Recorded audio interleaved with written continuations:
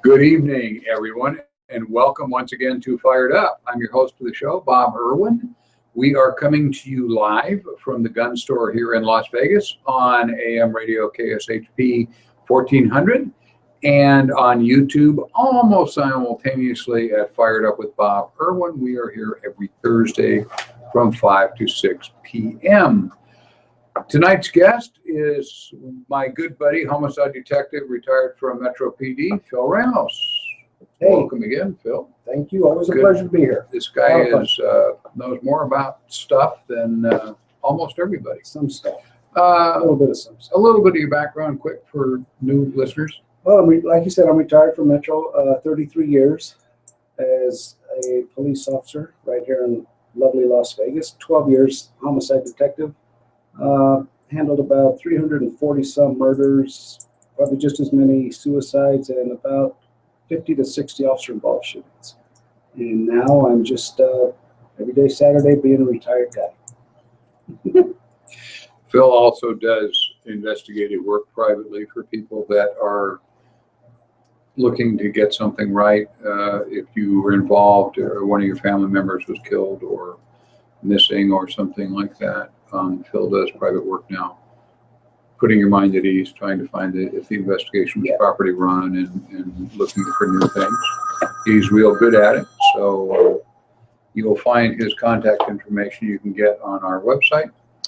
And we will be there. You can send emails or text to Bob at firedupmail.com. That's on the other side of this one. If you have a question or comment, please send it in. I will forward Phil the mail for him.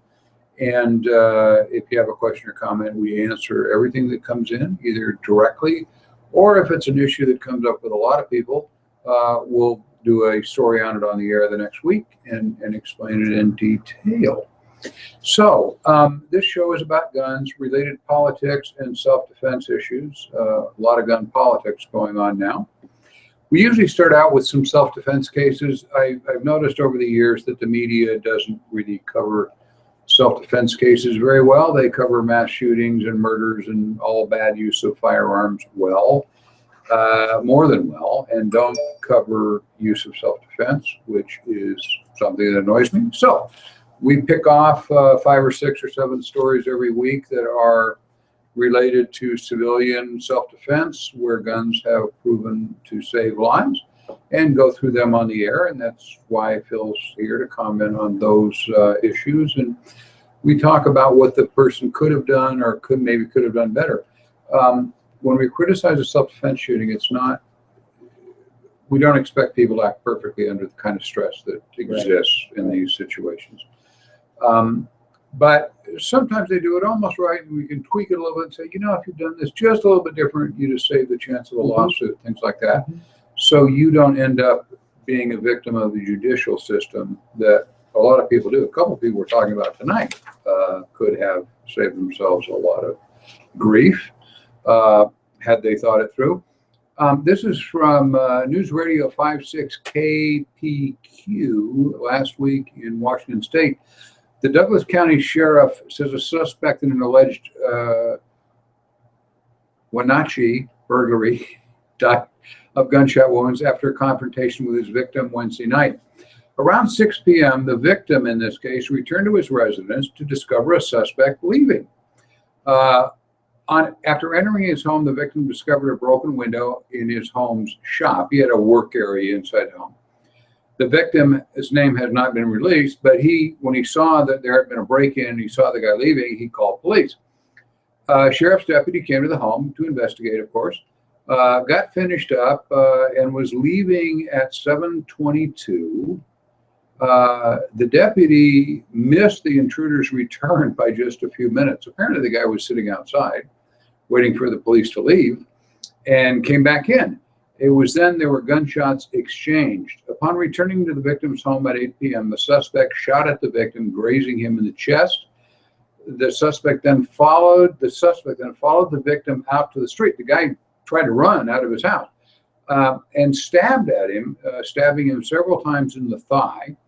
The victim then shot the suspect a bunch. He emptied his gun at the guy, which is not unfamiliar. When you're being stabbed, I would expect normal reaction would be to use all your bullets without even being aware of it. Moments later, the sheriff's deputies arrived back at the victim's residence because they got a call, obviously, gunfire. They saw the victim and a 35-year-old suspect standing in the street, both of them seriously wounded. Both the intruder and victim were transported to Central Washington Hospital, where the intruder died following surgery just after midnight. The two men were apparently acquainted, as they're both veterans. They had seen each other at veterans meetings here and there. The sheriff's office is classifying the victim's actions as a self-defense case. Well, yeah. I mean, I think the backstory here is how they were acquainted with each other, because I would say that the chances of a bad guy coming back to your house after he's been confronted and takes off is, I don't think that would happen 1% of the time. Yeah, it seemed really unusual. Very unusual. And, you know, so the fact that they knew each other, that's got to play into why the guy came back or why he was there in the first place. So this is really kind of unusual, and there's a lot of violence on this one. This wasn't just a bang, bang, get out of my house. No, and apparently the guy, the victim, when he discovered the broken window and the guy came back, he tried to get away. Yeah. And then the guy stabs him. There's a lot that doesn't make sense here. Somebody's off their rocker a little bit, apparently. Not being a psychiatrist, but I would suspect we're dealing with some post-traumatic stress or something here. It's unfortunate. Yeah, there's something going on. The reason I did the story was, don't be surprised. We've had people in the past where the police actually, you know, the guy ran or whatever, and the police come and they search the house, this and that, and the guy comes back. It more happens in domestics where the bad guy, I think I've got one tonight where the bad guy came back. Don't let your guard down. Sometimes the guy's mad that he got chased off and he's waiting until the authorities leave. So secure your home and pay attention. We offer here at the Gun Store concealed carry permit classes every Monday, Wednesday, and every Saturday, as most listeners know.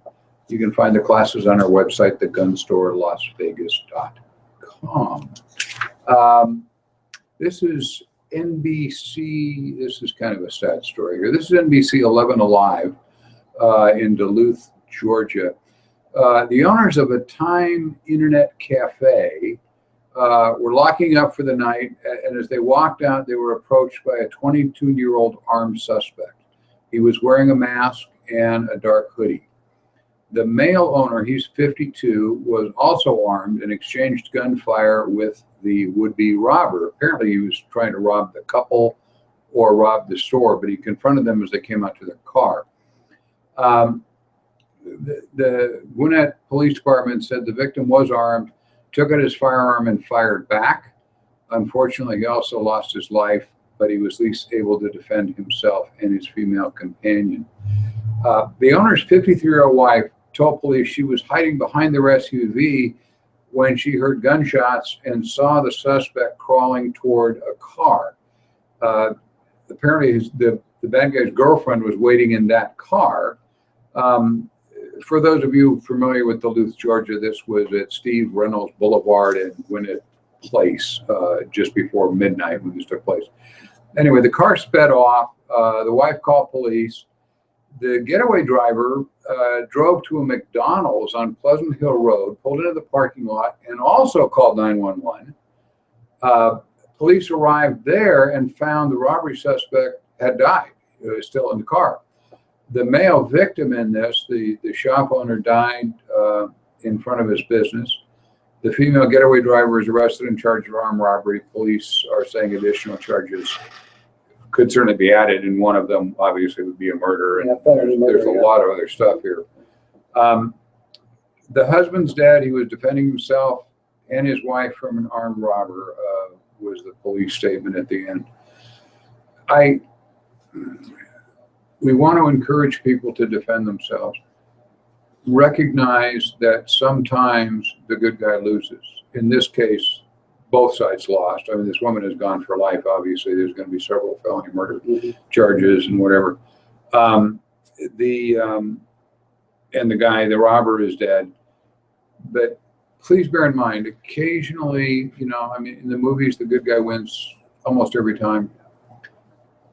It would have been, I'm not deriding the guy for 20/20 hindsight here, but when he saw the guy with the mask and the gun retreating back to his business, if that was possible, or hiding behind the SUV, calling police and getting his wife and running. Now, maybe his wife couldn't run.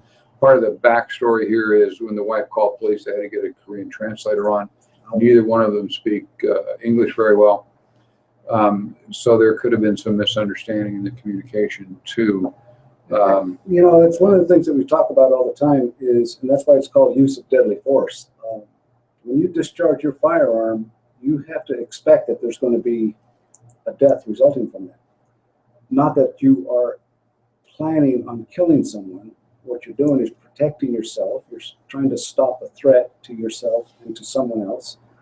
But you're using a deadly weapon to stop that threat. And a deadly weapon could be used against you as well. So, you know, we talk about this a lot, being prepared to face the consequences of you deciding to use deadly force, because in a situation like this, that's exactly what we usually say is the best time or under the best circumstances to protect yourself.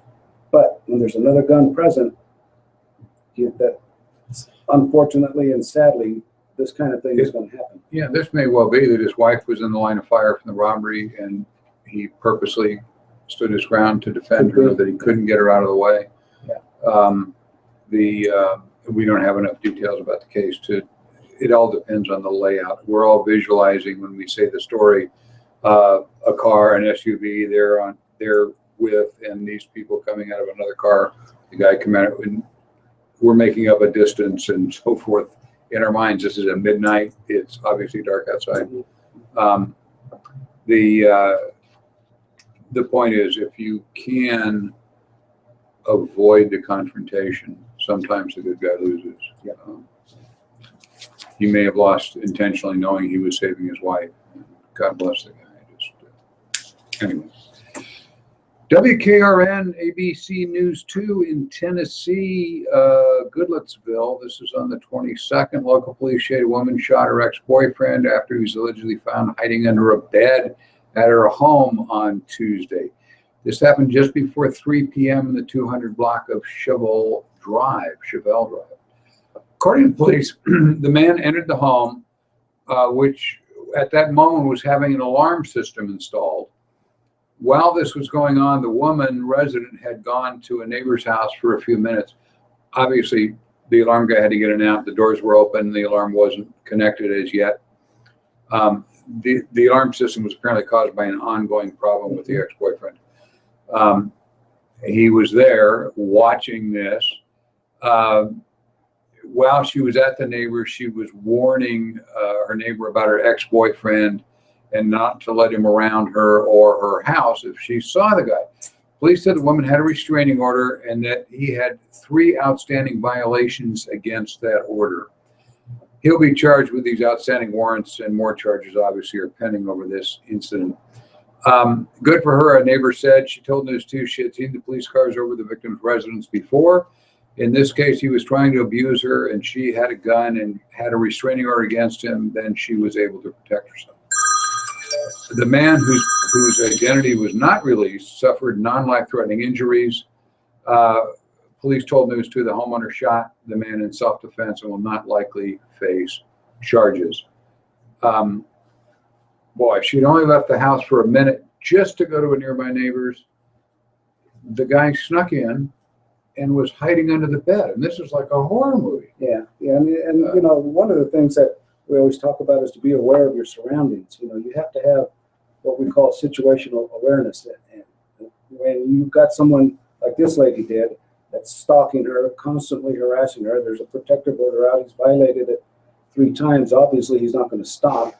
You just have to be that much more aware of what's going on around you. You know, she's in the middle of getting a security system installed in the house because of this individual. So unfortunately, in a situation like this, there's no time to let your guard down. You can't just say, okay, well, here the cops are coming after him, or the cops know that they're looking for him. I'm going to be okay. I got a security system going in. Everything's going to be fine. Well, it's not. You have to be aware of your surroundings, circumstances like this all the time.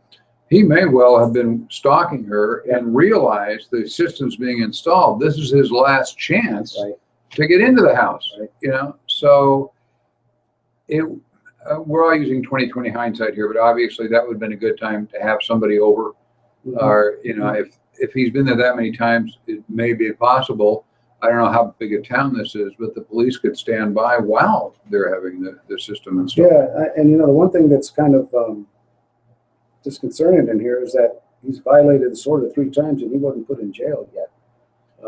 Maybe they haven't been able to find him when he violated those 3 times. You violated a restraining order once, and you should be either arrested or at least detained or get in court. But 3 times he violated, he was still out on the streets. And I think generally when police find a guy, they will do that. Yeah, I've done that. I mean, I've arrested people on the spot once when I was serving a restraining order. And the guy involved, it was over custody of a child, the guy involved told me when I served him, to hell with that, I'm going to go get that kid and take him back to Utah because he's being taught devil worship here or whatever it was. And I said pretty clearly, you are telling me you are not going to do what the judge said. And he said, damn right I'm not. And I arrested him, which kind of surprised him. If you tell the police you're going to violate the order, they are going to arrest you. That's right there. This is just, some of these guys just never give up. And that's true. That's true. You know, restraining order, it's not worth the piece of paper it's written on. You know, that's just the cold hard facts about it. If someone's what happens if she doesn't have a gun? Yeah. She's probably dead because this is his last chance. I hate these cases. I'm just, you need, if you've got some danger that's specific like this, even if you don't, sometimes the bad guys just find you and you're entirely innocent. They just pick your house to break into. But in a case like this where you know it's coming and there's a pattern here, well, she did. She got a gun and obviously knew how to use it. Good for her. And KRQE TV 13, this is on the 24th in Albuquerque, New Mexico. Police responded to a call about a shooting in northwest Albuquerque early Thursday morning. Officers say when they arrived at the scene, they found a 40-year-old suffering from several gunshot wounds to his legs.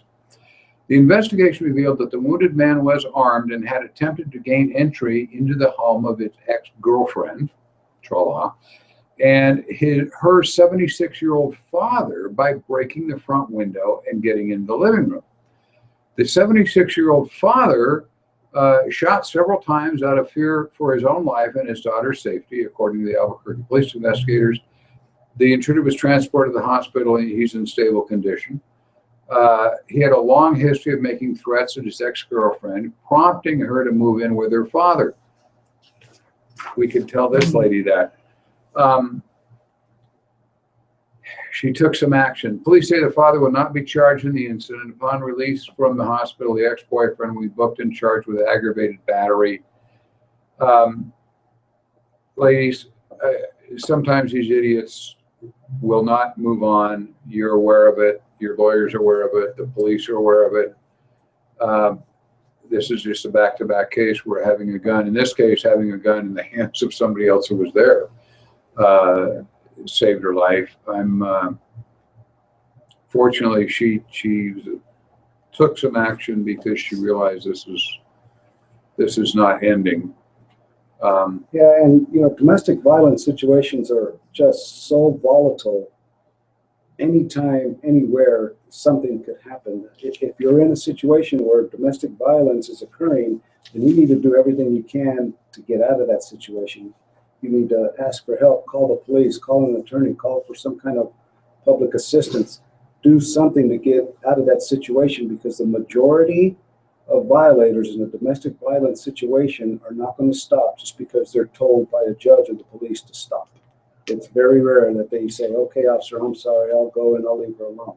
If they come back once, they're going to come back a whole lot more than just once. So Paper doesn't work. no, I didn't mention, we teach a specific lady self-defense class here. We have a young lady instructor, Maggie Mordaunt, that comes in and teaches it every 2 weeks. You can find the class on our website, thegunstorelasvegas.com. And it's a great class taught by a woman who has been through a lot of this and taught herself to not be a victim anymore. And she knows her stuff.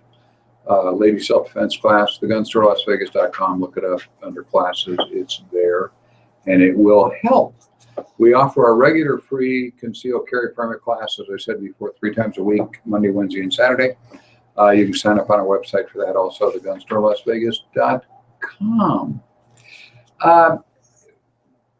This story is a defense story that it's here for a couple of reasons. One, that so our listeners can realize how complicated this stuff really gets. There are way too many gun magazines that have the one paragraph thing that said Mrs. McCurdy shot at a guy who broke in, and the police came, and the guy's in jail, and she has a wonderful life. It's never that simple. Never. This is a guy, I don't know much about the case, but the jury did, because it was jury decided, so I don't have to know much about the case. This is THV TV11. It's a CBS affiliate in Jonesboro, Arkansas. A jury concluded a 35-year-old Fayetteville man acted in self-defense when he killed a Jonesboro man outside a nightclub in 2013. This was this week. The Jonesboro Sun reports that a Craighead County jury deliberated for just 3 hours before finding the defendant innocent in the shooting death of a threatening 22-year-old outside of a place called the Club Envision. The prosecutor said the case was complicated because the shooter's attorney never denied their client shot the man. So the task for the jurors was determining whether the defendant shot the man out of self-defense, that he shot him legally. Prosecutors maintained at trial that the shooter pulled out a gun out of his pocket and fired 6 shots when he saw the other guy get out of his car. However, 6 witnesses testified for the defense, claimed the shooter acted out of self-defense that night. Now, the points here are this was over 2 years for him to get to trial, which is normal. Very normal. This is everybody who's involved in a shooting. This is not an unusual event. Obviously, this case depends on the aggression level of the guy getting out of the car, disparity of the physical capability between the two, because he's apparently unarmed. There was nothing in any I read that this guy was armed with a gun or a knife or anything. That's why juries examine all the details. Are there circumstances where it would be reasonable to use deadly force against an apparently unarmed opponent? Certainly. Oh, of course. It depends. How big, how strong, how aggressive. All of this minutia that we don't have, the jury saw. And I can absolutely see why this went to a jury. Based on the facts and the information that we have here, there was no clear-cut definition of self-defense, especially with witness statements and characteristics that, a guy was just getting out of the car. I'm sure that the defense attorneys just jumped all over that, saying my client was just getting out of his car, wasn't doing anything. Clearly that wasn't the case, and that the man who did the shooting felt that he was being threatened for whatever reason. He has to articulate that to the investigators, and it doesn't say whether he testified or not at the hearing, but sometimes they require that a jury wants to hear from the shooter's own mouth why he shot somebody. So, there's in an ambiguous case like this, you're going to have to expect to go to court unless there's evidence or eyewitness testimony that can back up what your reasons were for defending yourself. And very likely the attorney did not want to put the guy in the stand, because then I don't know that happened in this case. I've done something around 100 of these cases, and I recall one very specifically like this, where we had my guy shot another guy, shot at him, grazed him. That was all. I didn't kill him, but he shot at an unarmed guy who was clearly much bigger and meaner and whatever than he was. And during that case, just to Phil's point, the attorneys, two defense attorneys talked to him because it's an attempt murder charge. I talked to him, and you really don't want to take the stand. And it's his call. He's the defendant. He insisted on taking the stand and explaining to the jurors why it was reasonable for him to shoot. And of course, that lets him in for cross-examination by the prosecutors. Right. And the problem and the reason I'm never going to name the guy, but the reason that all three of us told him don't testify was he was a complete jerk. If you were in the room with this guy for a minute and a half, you hated him already. That didn't mean he was wrong with the shooting. He's just an arrogant, self-centered.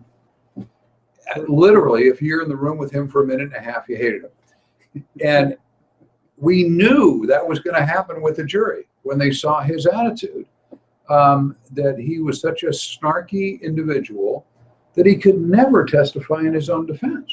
We needed to keep him out of talking to the jury, and he insisted on it, and he is now doing some serious prison time. And I'm not going to tell you that's because his shooting was that bad.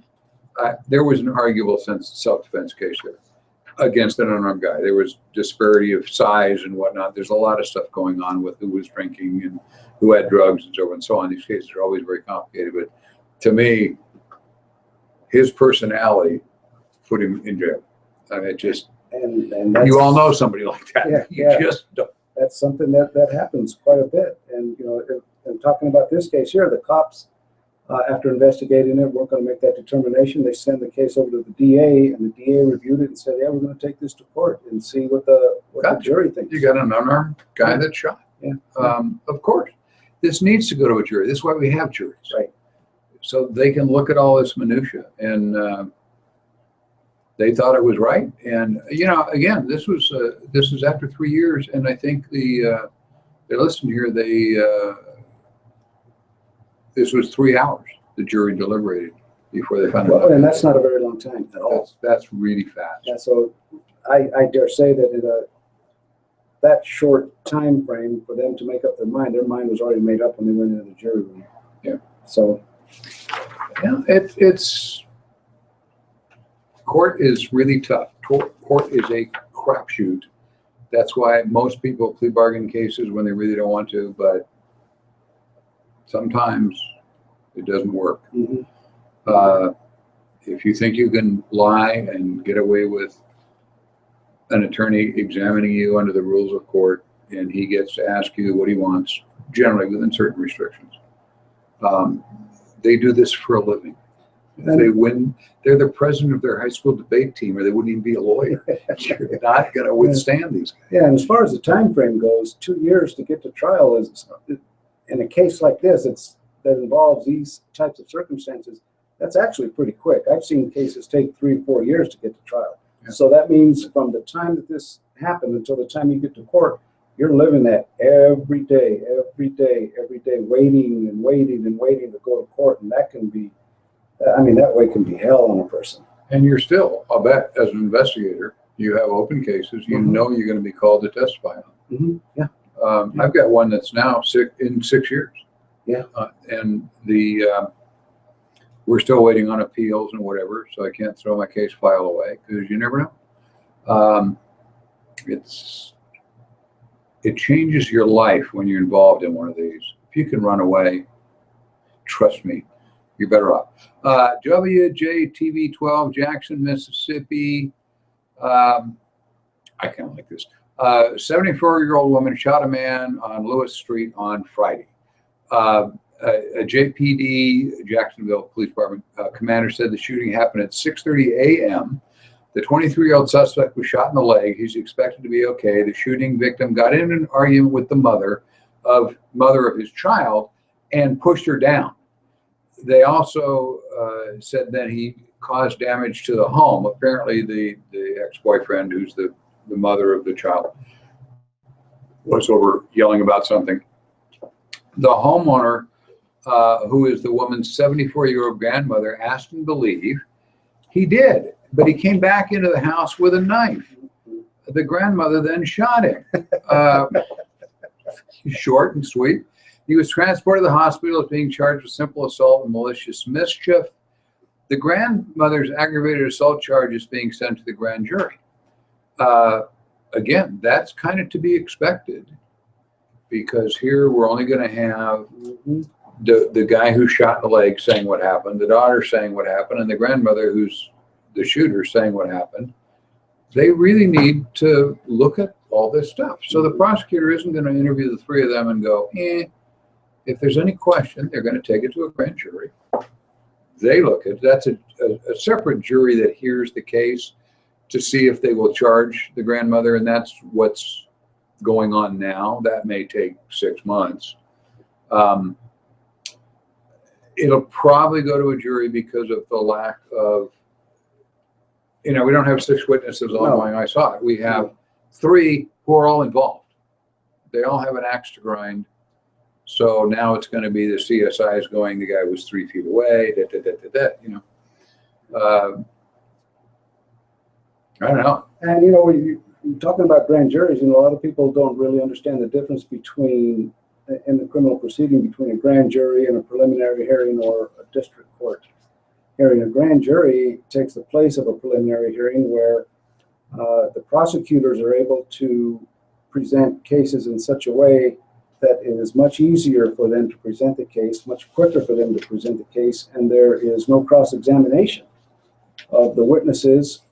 The individual who is being charged has the opportunity to go in and testify on their own behalf, but they can't do it with an attorney present. They have to do it on their own. And they can go in there and explain what their actions were, and the members of the grand jury can ask them questions, and they either choose to answer them or not answer them, but the members of the grand jury can actually question the individual who's being sought to be indicted by the prosecutor, and he doesn't have the advantage of having his attorney there. Now he can, if he's in that situation and he's asked a question and he's not sure how to answer it, he can step out of the proceedings, consult with his attorney who has to stay out in the hallway, and then come back inside and decide how or if he's going to answer that question. So a grand jury takes the place of a preliminary hearing, but it's usually 99.9% in favor of the prosecution. And we've all heard the old saying, you can indict a ham sandwich to a grand jury, and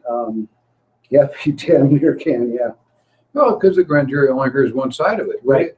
It's a unique citizens body that is there to ask, and some of the judges now here let jurors ask questions. I've only had that happen to me in court like twice, where the judge can allow the jurors to ask questions of witnesses. Yes, they can. And that's great, because if they're not getting something that either side is presenting, and from my perspective as an expert witness, it's, wow, that's great, because if I didn't explain it right, or they don't have the background and guns to get it, that's what I'm there for, so they can get it. And they say, well, the revolver then, it doesn't eject shells, and then I realized I didn't explain that as well as I thought I did, because they didn't get it. So you explain it over again. I love the system where the jurors can ask questions. Now they do, most judges, they have to write the question down, and the judge then reads the question. So you don't know which juror was asking it, and he can filter through the questions so he doesn't put questions in there that aren't appropriate for the case. But it's a great system. Anyway, this lady will probably end up indicted. I think they will want to let this go to a real jury to decide. Just a guess. Commercial here for the gun store. We got in Last 2 days, some Smith & Wesson M&P AR-15s. We had 5 in stock. Today we have 3 in stock. We have Smith & Wesson AR-15s in stock while I'm recording this show, and we're closed now, so they're still there. Tomorrow is another day. They won't be there Monday, so I'm sure. Anyway, we've got some AR-15s made by Smith & Wesson, nice guns. There we are. This is a little dicier case. This is WRGB-TV in Albany, New York, in Rensselaer County. I'm saying that wrong, on the 25th. New York Sheriff's Office said a homeowner confronted a person trying to break in around 4:30 a.m. Saturday morning. The homeowner had a shotgun and warned the suspect off. When the person continued trying to break in, the homeowner fired a shot through the front door of the house. The inner sheriff spoke for the case, said no other houses were broken into, and the homeowner does not think he knows the suspect. It is unclear why the suspect was trying to break in, but the homeowner doesn't, but he doesn't live very far from where the incident took place. The homeowner declined to be interviewed. That was smart. The county sheriff's office said a 37-year-old male is being treated for a gunshot wound to the chest, resulting from a single shot from a 12-gauge shotgun with birdshot ammunition in it. The homeowner told the sheriff's office the male was attempting to enter his residence while threatening to cause him harm. The investigation is ongoing. The suspect was transported to Albany Medical Center for treatment, was in surgery on Saturday. No charges have been filed yet. I don't know much about the case yet, obviously. This kind of thing drives me crazy because if this is a solid door like we're seeing it, he could not see who was on the other side of the door. Now, I know it's 4:30 in the morning on Saturday. Yelling warnings at the guy and then firing through the door is a really, really dicey thing to do.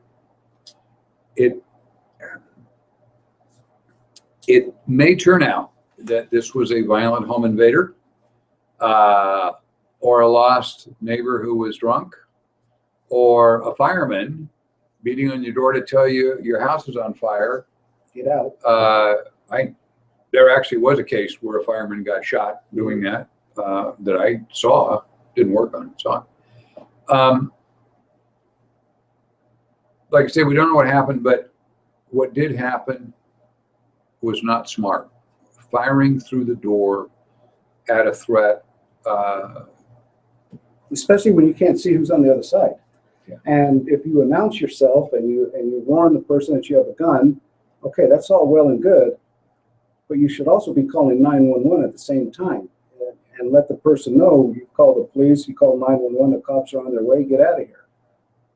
Then if they continue, that changes the circumstances a little bit, but you still need to be able to see what you're shooting at because you just don't know what's on the other side of the door. You may think very well that you're being intruded and that there's someone that's coming through to cause you harm, but until you can make physical contact with that person or at least have eyes on the person that's causing this distressful situation, you're taking a big chance by putting a round through the door. Yeah, and there is a solution to this.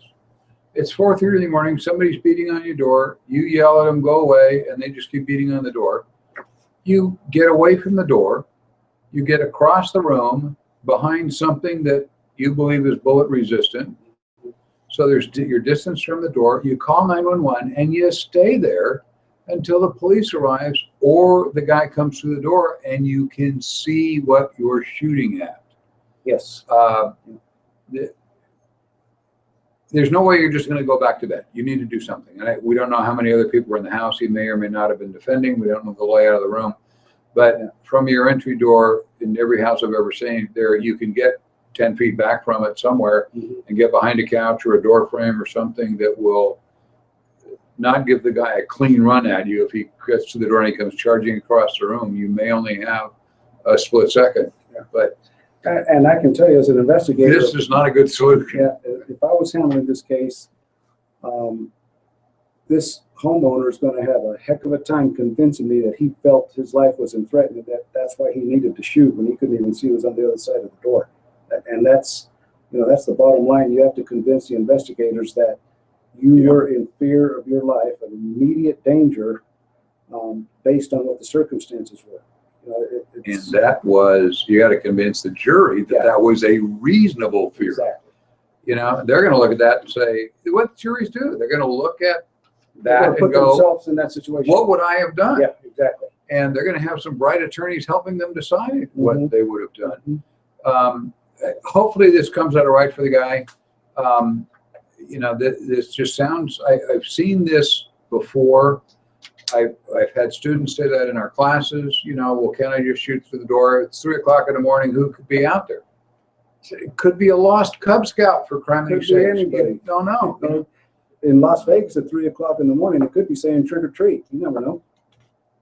It's Vegas.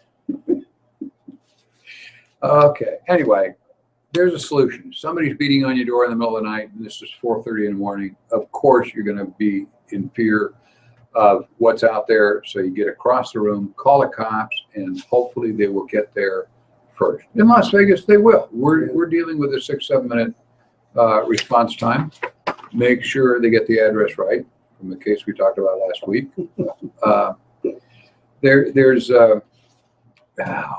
It's Dave. Dave's not here.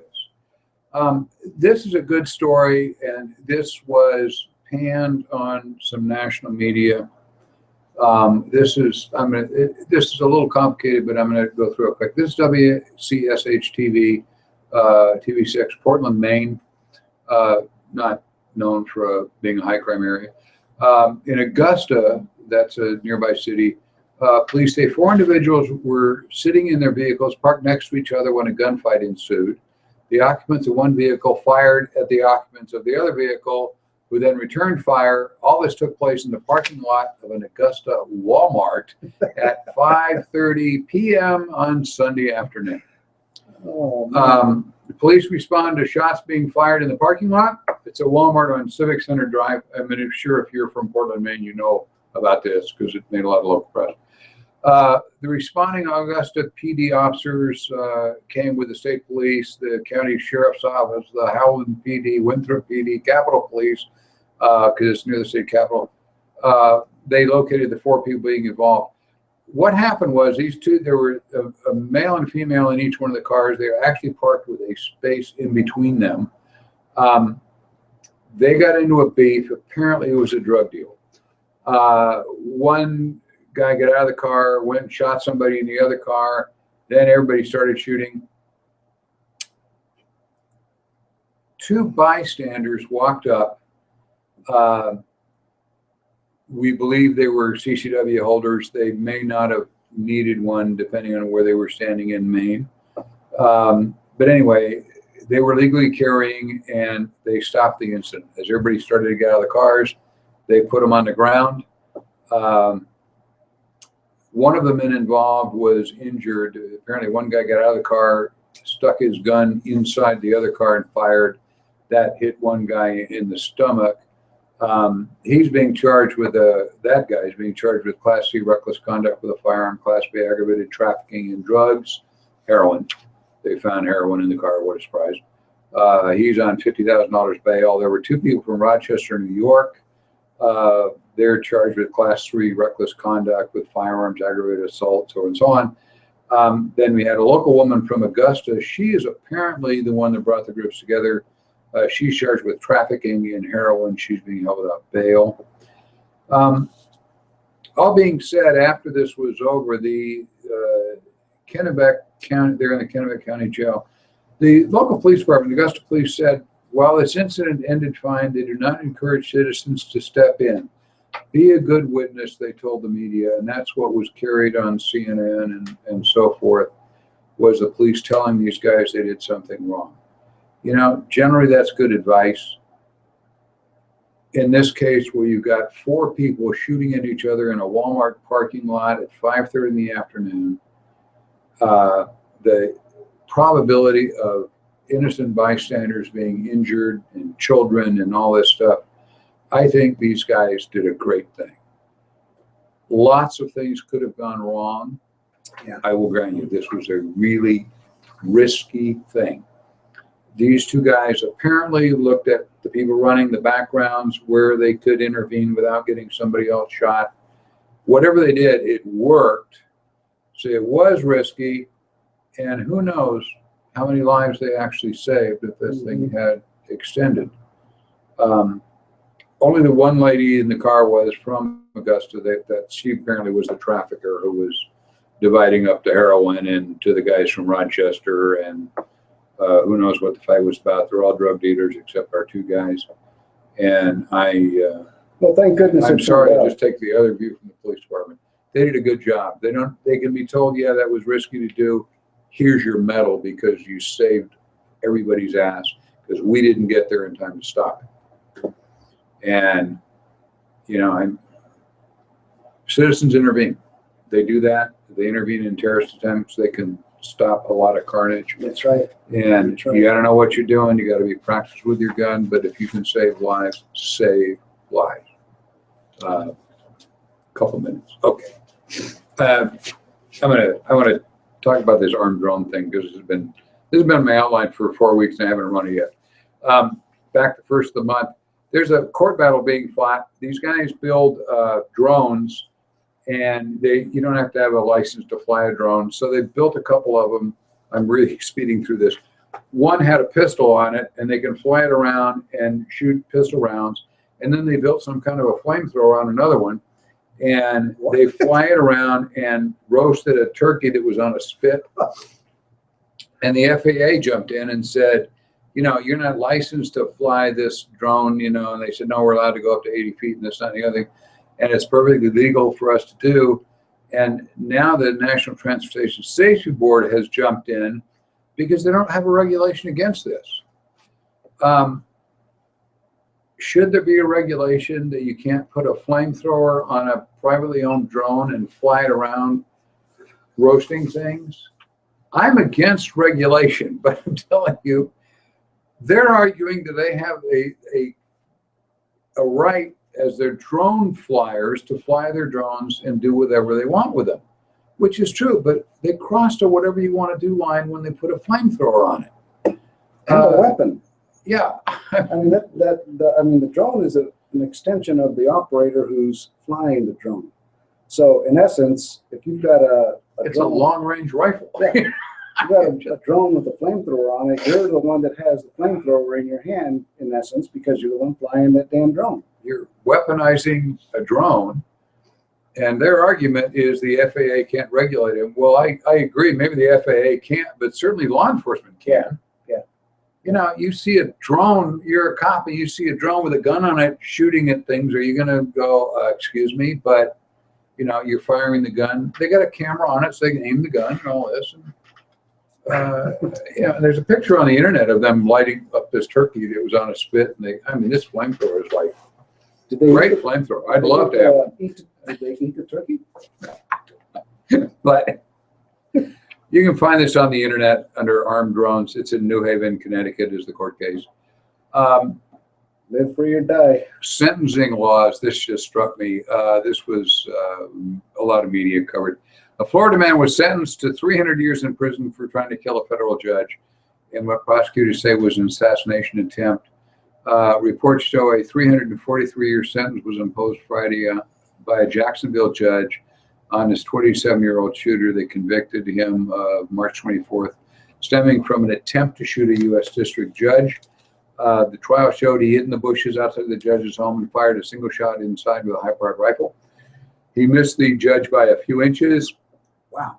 He also is going to face prison time for violating a previously imposed sentence by the same judge that when he was trying to kill for a firebombing incident in 2008, prosecutors urged a lengthy sentence.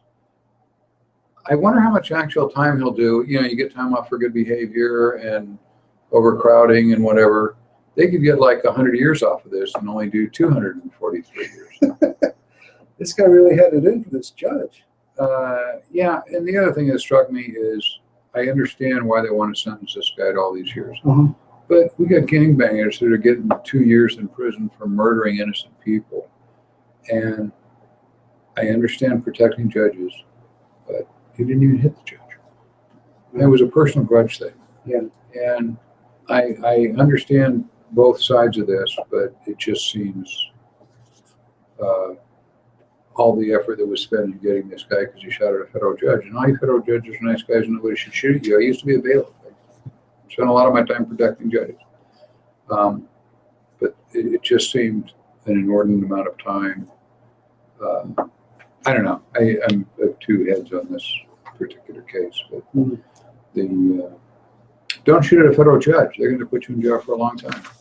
I recall reading a case some years ago where a lady judge in Texas sentenced a guy to 300 and something years for multiple rapes and this and that. And the guy, and this was a true story, and the guy said, "Your Honor, I can't do 300 years. And she leaned over the bench and said, "Sonny, just do the best you can." Love that lady. Lots of crap coming down in California. We're not going to even have time to talk about it. Every gun law you could imagine just got sent to California's governor for signature or veto. One got a month, getting rid of all the 10-shot magazines, ungrandfathering them, no detachable magazines on anything. I mean, just on and on. There's like 14 bills. It fills a whole page just doing one line here. Next week, I'll know whether the governor signed them or not. There's a lot of stuff here. If you own a gun in California, you may about to get clobbered. Sorry about that. We got our own problems here in Nevada. This weekend, July 2 and 3, Texas Station and Rancho. I'm going to be there at the NRA table for at least from 11 to 1 on Saturday. If you want to ask questions personally, we'll be at the Las Vegas Gun Show July 16 and 17 selling our brass. Next week, we've got Attorney Alan Butel coming on, and that's pretty close to it. Phil, thank you for being here. Always a pleasure. You're off Man. for another month. Another month. Come back in the worst heat of the summer. I am really interested in what they're going to do in California. This is really scary. It includes permits to buy ammo that cost $50. And you can only buy ammo for guns you have registered to you in California because they register all guns. So if you don't own a 9mm, you can't buy 9mm ammo, and private people can't import it from other states. So you can't just run up here and buy it from us because it'd be like the big magazines. You can't import them back to California. That's going to take a lot of enforcement effort and tie up an awful lot of law enforcement time and stop zero criminals. Well, like we were talking earlier, I'm sure that if they sign all these bills, Compton will be a much safer place because they'll turn in all their weapons, right? And ammo in Compton. Well, anything that takes a detachable magazine, and any magazines that hold more than 10 rounds are going to be ungrandfathered, illegal. I certainly would feel safe if I was there will be 1 million firearms violators in California if some of these go through. It's really scary. The company firearmspolicy.org is running the interference on this. Firearmspolicy.org. Look up their website. They've got all the information to file lawsuits against some of this. Some of this is really scary. A permit to buy ammo, and all your 10-shot magazines, all your 11-shot magazines are gone. We will be back here next week. Hopefully we'll see you at the gun show. Have a good evening. Take care. Thanks, Bill. Welcome.